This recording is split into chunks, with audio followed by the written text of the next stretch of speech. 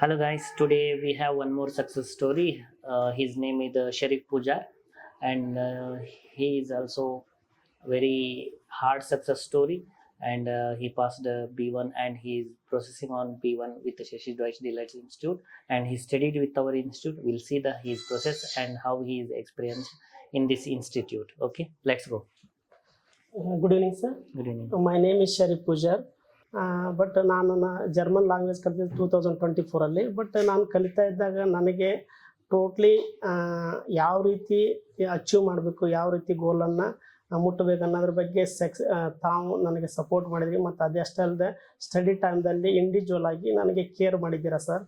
ಅಷ್ಟೇ ಅಲ್ಲದೆ ನಾನು B1 ಎಕ್ಸಾಮ್ ಬರೆಯೋ ಹೊತ್ನಾಗ ಯಾವ ರೀತಿ ನೀನು ಕ್ಲಿಕ್ ಮಾಡಬೇಕು ಎಕ್ಸಾಮನ್ನು, ಮತ್ತು ಯಾವ ರೀತಿ ನೀನು ಅಚೀವ್ ಮಾಡ್ಬೇಕಂದ್ರೆ ಯಾವ ರೀತಿ ಸ್ಟಡಿ ಮಾಡ್ಬೇಕು ಅನ್ನೋದ್ರ ಬಗ್ಗೆ ಭಾಳ ನನಗೆ ಬ್ಯಾಕ್ ಬೋನ್ ಆಗಿ ನನಗೆ ಸಪೋರ್ಟ್ ಮಾಡಿದ್ದಾರೆ ಸರ್.